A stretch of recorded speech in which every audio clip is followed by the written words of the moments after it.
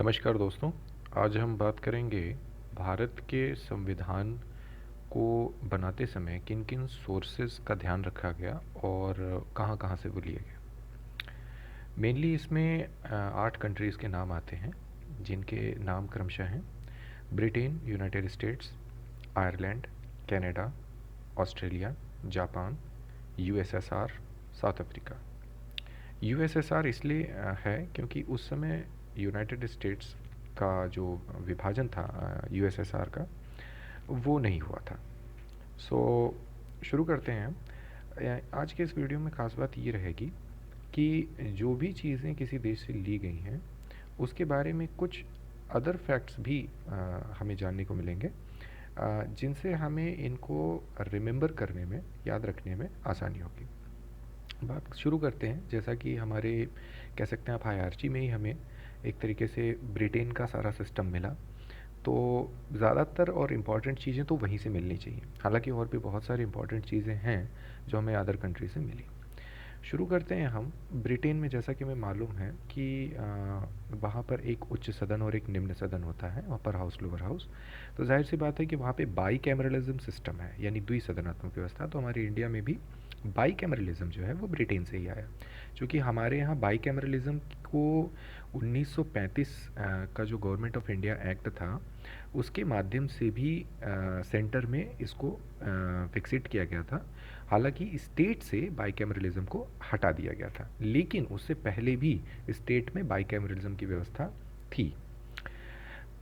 इसके अलावा जो है आपको पता होगा कि जम्मू कश्मीर में अक्सर हम लोगों का जो बीजेपी या कुछ जो मतलब राष्ट्रवादी पार्टीज़ हैं, उनका ये कहना होता था कि जम्मू कश्मीर के लोगों के पास दोहरी नागरिकता होती है। लाइक दैट उनके पास अपनी स्टेट की एक सिटीजनशिप होती है, जम्मू कश्मीर की होती थी, और साथ में इंडिया की भी अपनी एक अलग होती थी।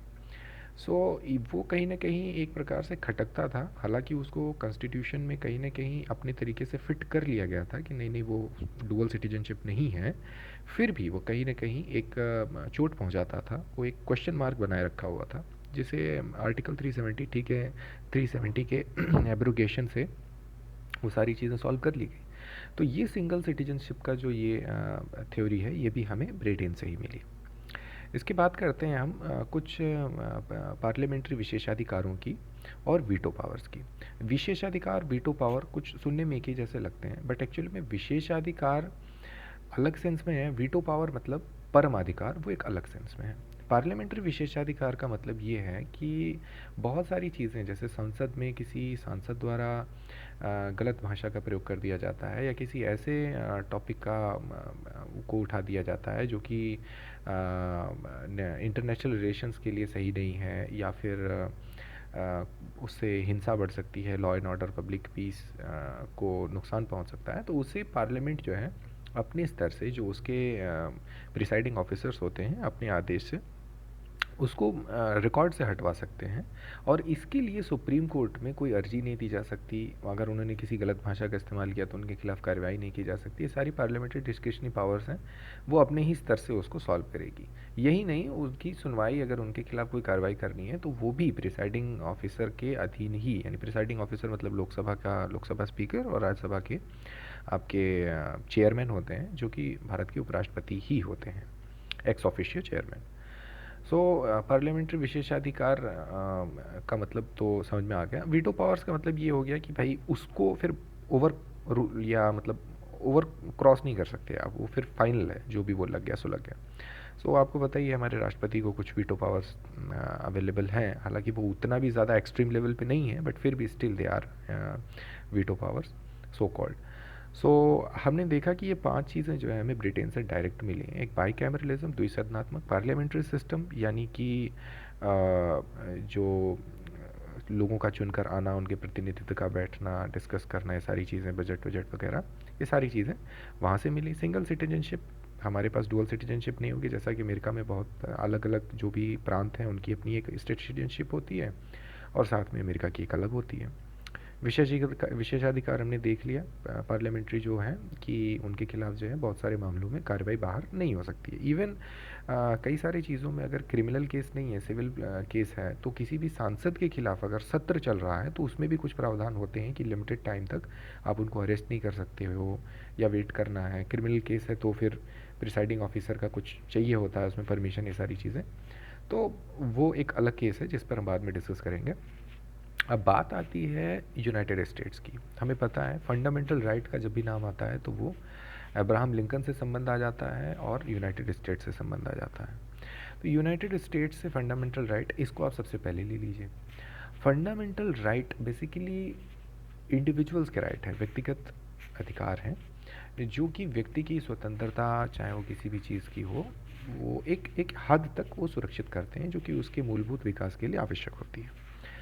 सो आप देखें कि उद्देशिका यानी प्रियम्बल को जो फाउंडेशन है प्रियम्बल का, जो हमारा कॉन्स्टिट्यूशन ऑफ इंडिया में प्रियम्बल लिया गया है, इसका फाउंडेशन भी हमारा यूनाइटेड स्टेट से ही आया है।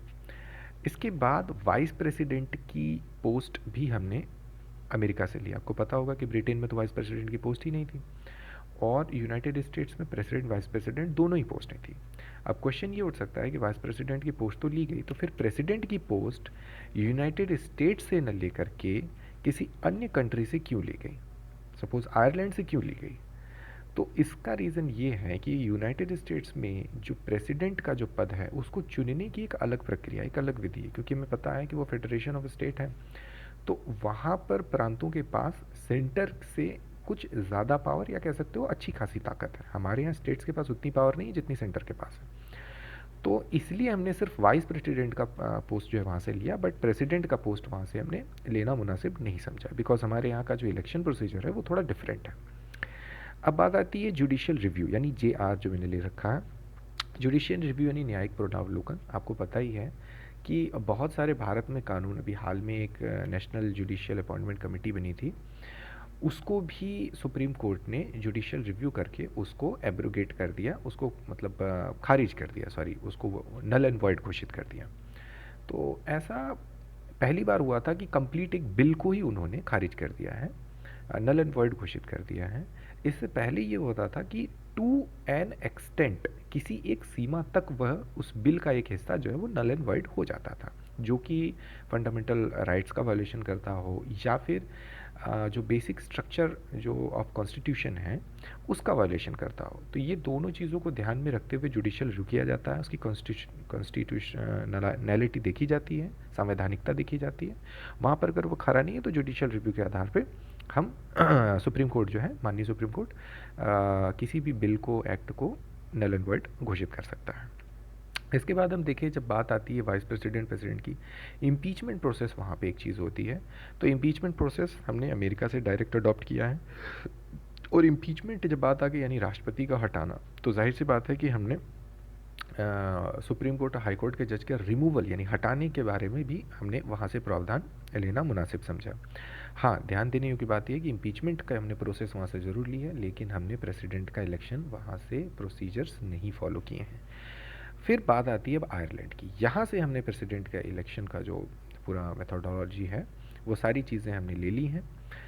आयरलैंड से हमने DPSP का को कह सकते हैं कि अवतरित किया है वहाँ उसके उनके संविधान से। और साथ ही राज्यसभा में जो नॉमिनेट किए जाते हैं कुछ खास लोग, जैसे हमारे राज्यसभा में 12 लोग जो है नॉमिनेट किए जाते हैं किसी स्पेसिफिक फील्ड से, जो आर्ट, लिटरेचर एंड फर्दर 2 और चीज़ें होती हैं, उसमें उनके आधार पर उनको नॉमिनेट किया जाता है by the president of India. ये चीज़ें हमने आयरलैंड से ली हैं। अच्छा, आयरलैंड से DPSP लिया गया है। तो DPSP का तुक हम कैसे बनाए आयरलैंड के साथ? हमें पता है कि हमारे यहाँ एनी बेसेंट जो है वो आयरिश महिला थी।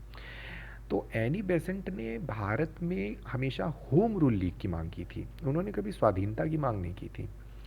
तो होम रूल का मतलब होता है स्वशासन, यानी हम अपने स्थानीय लोगों के माध्यम से रूल करेंगे। लेकिन फ्रीडम का मतलब होता है कि हमारे पास एक सोवरेनिटी होगी। सोवरेनिटी मतलब कि हम विदेशों के साथ संबंध और अपने व्यापार वाणिज्य कंप्लीट कंट्रोल हमारे हाथों में होगा। लेकिन एनी बेसेंट का मानना था कि स्टेट को ऐसे प्रावधान करने चाहिए कि लोग आपस में अच्छे से शासन कर सकें, और मतलब आपस में चुनाव इत्यादि चीज़ें करा करके हर एक चीज़ अपने उस पे स्वशासन के माध्यम से करें। तो देखा जाए तो डीपीएसपी क्या है? Directive principles for state policy. State policy के लिए डायरेक्टिव प्रिंसिपल्स, स्टेट को कैसे रन करना है, किस तरीके के कानून बनाने हैं, इसके लिए जो प्रिंसिपल्स हैं वो डीपीएसपी में है।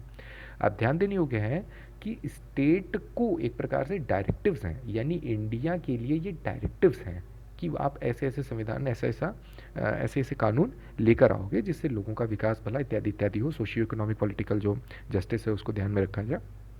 तो आप ध्यान दें तो फ्रीडम एक अलग चीज़ है। डीपीएसपी की कहीं ना कहीं बातें होम रूल लीग की जो मांगें थी उसके पैरेलल चलती हैं, कुछ हद तक चलती हैं, पूरी नहीं, लेकिन हाँ काफ़ी हद तक चलती हैं। तो मैं एनी बेसेंट से हम याद रख सकते हैं कि डीपीएसपी जो है हमारा आयरलैंड से हमने लिया हुआ है। राज्यसभा का नॉमिनेशन, प्रेसिडेंट इलेक्शन, ये चीज़ें हमने आयरलैंड से ली हैं। बात आती है कनाडा की। कनाडा में हमें पता है कि वहाँ पर एक स्ट्रॉन्ग सेंटर है। स्ट्रॉन्ग सेंटर का मतलब क्या है कि केंद्र जो सरकार होती है वहाँ पे उसके पास ज़्यादा शक्तियाँ हैं, उनके जिन स्टेट से वो बने हैं उनसे अलग। कनाडा में भी फेडरल सिस्टम है, तो इंडिया में भी फेडरल सिस्टम है। फेडरल सिस्टम नहीं है, बोला जाता है India is a federation of state, but actually में यहाँ पर उसका मतलब ही अलग है। हम जो फेडरेशन है वो अमेरिकन फेडरेशन से तुलना नहीं की जानी चाहिए, क्योंकि अमेरिका के फेडरेशन में प्रोविंसेस के पास ज़्यादा पावर होती है, प्रांतों के पास ज़्यादा पावर होती है, लेकिन हमारे यहाँ स्टेट्स के पास ज़्यादा पावर नहीं होती है।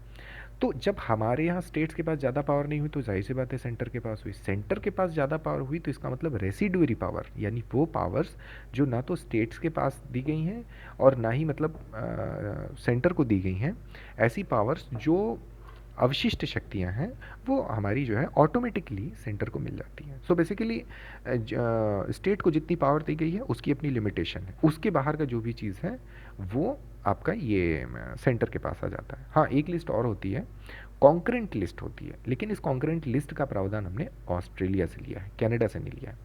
कनाडा से और क्या क्या चीज़ें हमने ली हैं?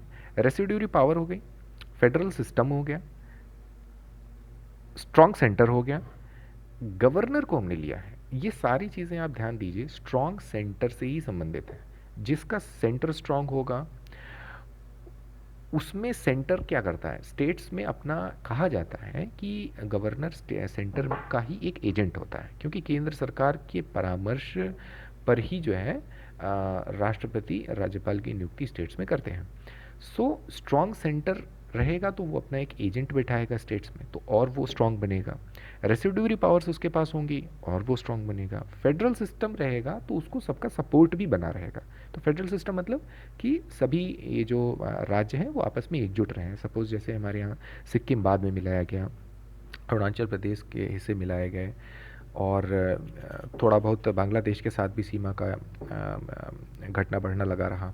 ये सारी चीज़ें जो है हमने अपने फेडरेशन में ऐड की और उसके बाद एक स्ट्रॉन्ग सेंटर का निर्माण किया। तो कनाडा से हमें याद रखना है कि यहाँ पे स्ट्रॉन्ग सेंटर, और स्ट्रॉन्ग सेंटर के लिए जो जो चीज़ें हैं वो सारी चीज़ें यहाँ पे हमें मिल गई।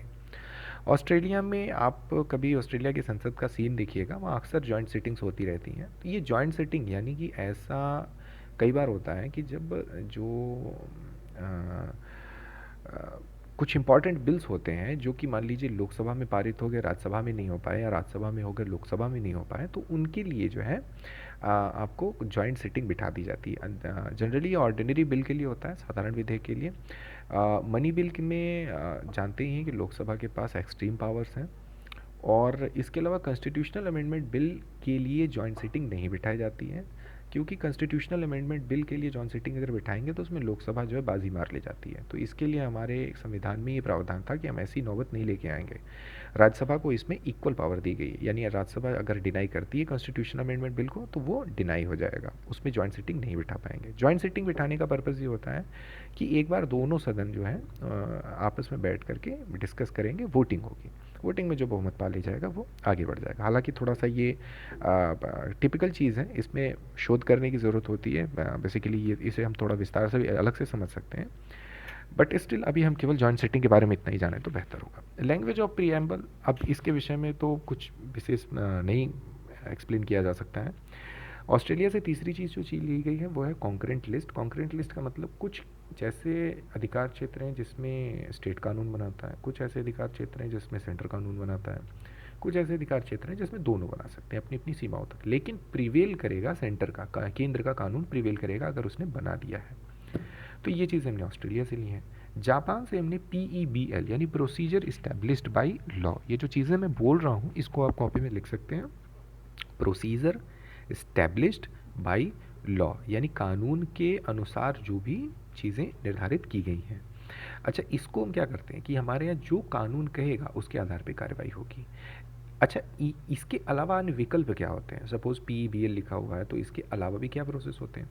तो एक और तरीका होता है शासन को चलाने का, उसको बोलते हैं due process of law. Due process of law कुछ देशों में प्रचलित है। वहाँ पर होता क्या है कि सपोज किसी पर्टिकुलर चीज़ के लिए कानून नहीं है तो वहाँ पर अपने कुछ गाइडलाइंस को फॉलो करते हुए वो एक एक गाइडलाइन बना देते हैं कि हाँ इस तरीके से हम अपनी अपनी क्रिया को करेंगे, इस तरीके से हम एक्शन लेंगे पर्टिकुलर किसी चीज़ में, किसी केस में। तो वहाँ पर ड्यू प्रोसेस ऑफ लॉ यानी वो कानून में निरंतर कुछ न कुछ वो बदलाव लाते रहते हैं समय के अनुसार। लेकिन हमारे यहाँ क्या है, हमारे यहाँ जो बन गया है कानून वो फिक्स है, उसमें हम कोई बदलाव न लाते हुए अपना काम करते हैं। अगर बदलाव लाना है तो उसके लिए विधि पूर्वक हमें संसद के माध्यम से कानून पास कराना पड़ता है। इसे ही प्रोसीजर इस्टेब्लिश बाय लॉ बोलते हैं। और ड्यू प्रोसेस ऑफ लॉ का मतलब होता है कि वो तो उसमें थोड़ी वल्नरेबिलिटी होती है, काफ़ी फ्लेक्सिबल होता है वो। हमारे यहाँ फ्लेक्सिबिलिटी उतनी ज़्यादा नहीं है। हालांकि हमारे जो संविधान है उसमें इन दोनों ही चीज़ों का थोड़ा थोड़ा इस्तेमाल किया जाता है। यानी हमारी जो सुप्रीम कोर्ट है उसने अब तक इस विषय पे कम्प्लीटली कोई क्लियर स्टेटमेंट नहीं दिया है कि हम स्पेसिफिकली इसी को फॉलो करते हैं, प्रोसीजर इस्टेब्लिश बाय लॉ को, या ड्यू प्रोसेस ऑफ लॉ को, दोनों को फॉलो करते हैं। इस पर हम बाद में कभी चर्चा कर लेंगे वरना टॉपिक थोड़ा टिपिकल हो जाएगा। बाकी के दो देश बचे, एक है USSR और एक है साउथ अफ्रीका। USSR यानी सोशलिस्ट कंट्री, सोशलिस्ट कंट्री यानी सोशलिज्म की फ़िलासफ़ी। और सोशलिज्म की फ़िलासफ़ी आपकी फंडामेंटल ड्यूटीज़ में है, क्या क्या नागरिक के कर्तव्य हैं। और ये जो वर्डिंग है justice for social economical and political, ये चीज़ जो है ये आपके जो फंडामेंटल ड्यूटीज़ में ये USSR से अडॉप्ट की गई।